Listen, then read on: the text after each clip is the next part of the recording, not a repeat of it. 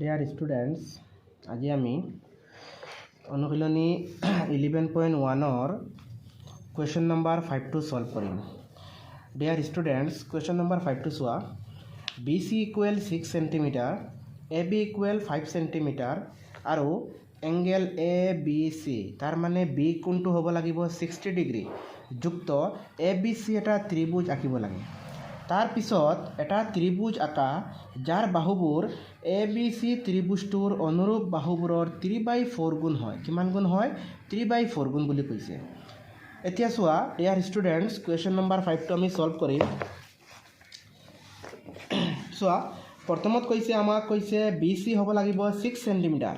আমি প্ৰথমত কি কৰিম, এটা লাইন আঁকিম যে স্কেল দি পেলাই মাপ ল'ম, 6 সেন্টিমিটাৰ মাপ ল'ম। চাই লওক ডিয়াৰ ষ্টুডেণ্টছ, কুৱেশ্যন নম্বৰ 5ৰ প্ৰথমত আঁকিম BC 6 সেন্টিমিটাৰ। ধুনীয়াকৈ তোমালোকে স্কেল ল'বা, স্কেল লৈ পেলাই এই 0ৰ পৰা আৰম্ভ কৰি 6 সেন্টিমিটাৰলৈকে মাপ ল'ম। 6 সেন্টিমিটাৰ এইটো নাম দিম, এই লাইনটোৰ নাম দিম যে BC। আমাক কৈ দিছে BC দিছোঁ, ইয়াত B আৰু ইয়াত C। এইটো হৈছে আমাৰ 6 সেন্টিমিটাৰ, 6 সেন্টিমিটাৰ। ঠিক আছে। আৰু কৈছে এই যিটো B এংগেল আছে এইটো হ'ব লাগিব 60 ডিগ্ৰী। এতিয়া আমি 60 ডিগ্ৰী কোণটো কেনেকৈ আঁকিম? কম্পাছৰ সহায়ত। তোমালোকে চোৱা ডিয়াৰ ষ্টুডেণ্টছ, বিত কম্পাছডালটো, এই কম্পাছটো বিত বহাই দিম, এই এংগেল বিত বহাই দিম। ইয়াত বিত বহাইছোঁ, বিত বহাই পেলাই যিকোনো মাপ ল'ম, আমাৰ ইচ্ছামতে মাপ ল'ম। ধৰি লোৱা মই ইমানখিনি মাপ লৈছোঁ, বিত বহাই পেলাই এটা চাপ আঁকিম, এনেকৈ এটা চাপ আঁকিম, ধুনীয়াকৈ এটা চাপ আঁকিম। ঠিক আছে, এটা চাপ আঁকিছোঁ। আকৌ এই ছেইম মাপ, একে সমান মাপৰ আৰু এটা চাপ আমি এই দিছ পইণ্টত বহাই দিম। এই পইণ্টটোক আমি দিছ পইণ্ট বুলি কওঁ। ইয়াত বহাই দিম, বহাই দিলে ইয়াত কাটিব। এই য'ত কাটিছে এই কোণটো হৈছে 60 ডিগ্ৰী কোণ। কিমান ডিগ্ৰী কোণ হৈছে? এইটো আমাৰ 60 ডিগ্ৰী কোণ।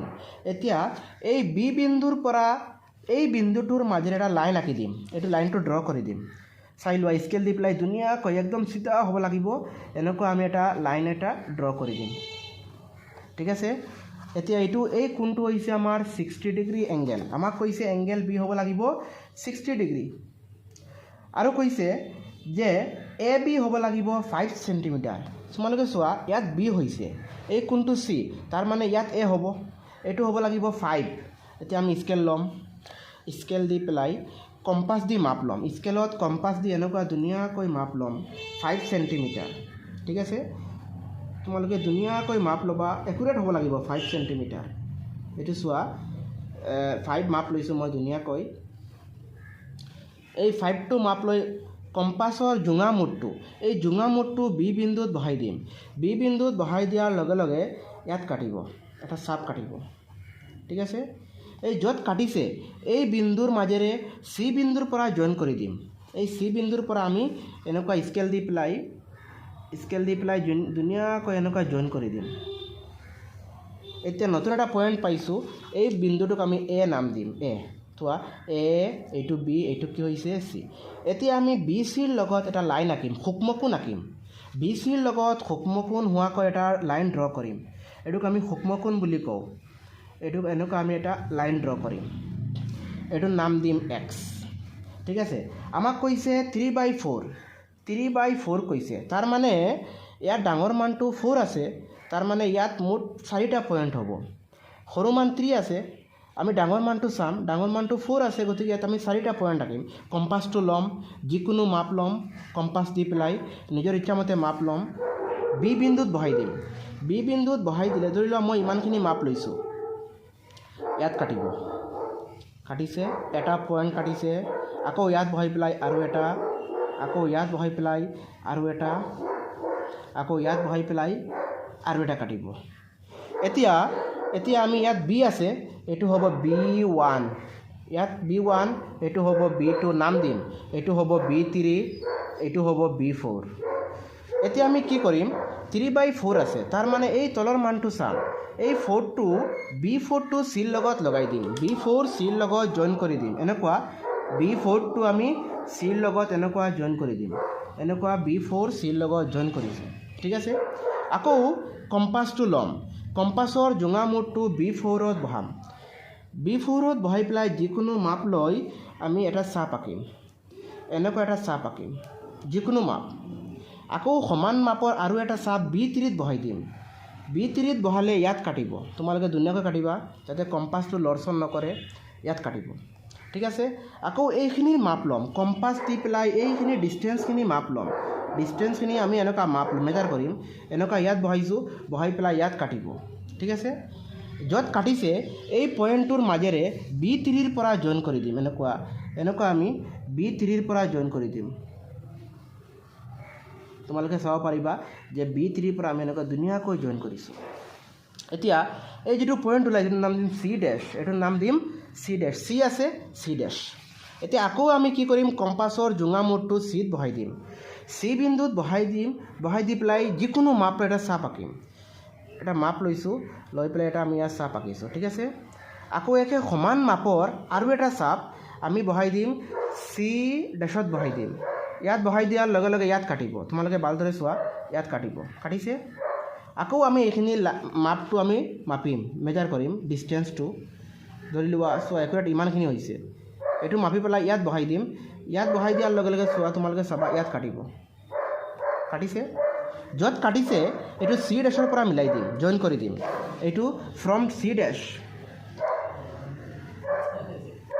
এনেকুৱা চিধাকৈ মিলাই দিম।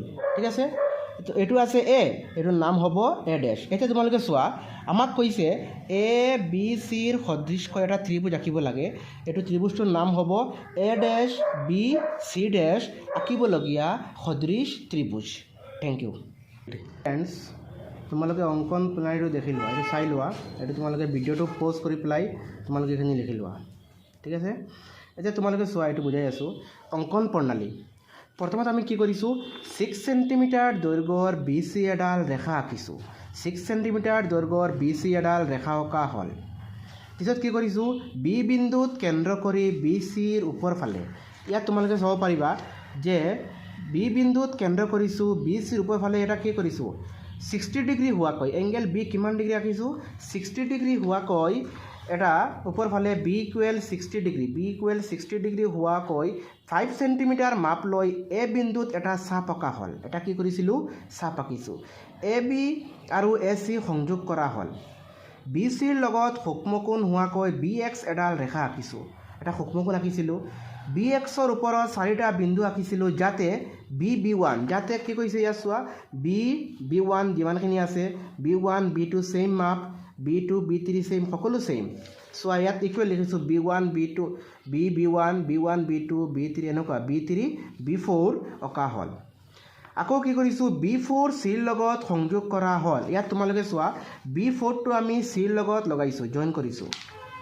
B4 Cৰ সমান্তৰালকৈ এডাল ৰেখা B3 C ডেছ অঁকা হ'ল। এইটো B4 Cৰ কি কৰিছোঁ, সমান্তৰালকৈ এডাল ৰেখা B3 C ডেছ অঁকা হ'ল। আকৌ ACৰ সমান্তৰালকৈ, এইটো চোৱা AC, এইটো AC বাহুৰ সমান্তৰালকৈ এডাল ৰেখা A' C ডেছ অঁকা হ'ল। ইয়াত তোমালোকে চোৱা, A'BC' আঁকিবলগীয়া সদৃশ ত্ৰিভুজ, A'BC' আঁকিবলগীয়া সদৃশ ত্ৰিভুজ। এইটো তোমালোকে নিজে বনাই লিখিব পাৰিবা, বুজি পাইছা? জাষ্ট তোমালোকে নিজৰ ভাষাত লিখিলেই হ'ল অংকন প্ৰণালী। Thank U.